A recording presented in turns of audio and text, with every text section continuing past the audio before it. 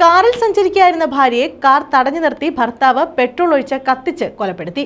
കൊട്ടിയം തഴുത്തല സ്വദേശിനി അനിലയാണ് മരിച്ചത്. ഒപ്പം സഞ്ചരിച്ച യുവാവ് സോണിക്കും പൊള്ളലേറ്റു. ഭർത്താവ് പത്മരാജൻ ഈസ്റ്റ് പോലീസ് സ്റ്റേഷനിലെത്തി കീഴടങ്ങി.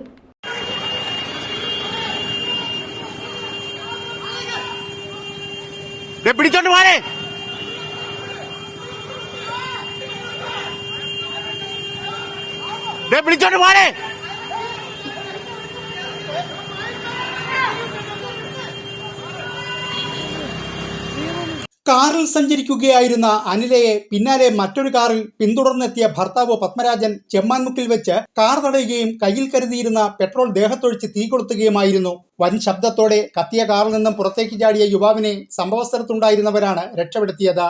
ദേഹമാസകലം പൊള്ളലേറ്റ യുവതി പുറത്തേക്കിറങ്ങിയെങ്കിലും സംഭവസ്ഥലത്ത് വെച്ച് തന്നെ മരണമടഞ്ഞു. 3 യൂണിറ്റ് ഫയർഫോഴ്സ് എത്തിയാണ് തീ കെടുത്തിയത്. പരിക്കേറ്റ സോണിയെ കൊല്ലം ജില്ലാ ആശുപത്രിയിൽ പ്രവേശിപ്പിച്ചു.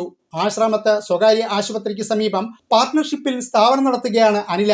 അനിലയുടെ ആൺ സുഹൃത്തിനെയാണ് പത്മരാജൻ ലക്ഷ്യം വെച്ചതെങ്കിലും സംഭവം നടക്കുമ്പോൾ സ്ഥാപനത്തിലെ ജീവനക്കാരനായ സോണിയായിരുന്നു കാറിൽ ഒപ്പമുണ്ടായിരുന്നത്. അനിലയും സുഹൃത്തും ചേർന്ന് കട തുടങ്ങിയതിലുള്ള വൈരാഗ്യമാണ് കൊലപാതക കാരണമെന്നാണ് വിവരം. സുഹൃത്തുമായുള്ള ബിസിനസ് അവസാനിപ്പിക്കണമെന്ന് പത്മരാജൻ പലതവണ അനിലയോട് ആവശ്യപ്പെട്ടിരുന്നുവെന്നും പറയുന്നു. കൃത്യം നടത്തിയ ശേഷം പത്മരാജൻ ഈസ്റ്റ് പോലീസ് സ്റ്റേഷനിലെത്തി കീഴടങ്ങി. ന്യൂസ് ബ്യൂറോ, കൊല്ലം.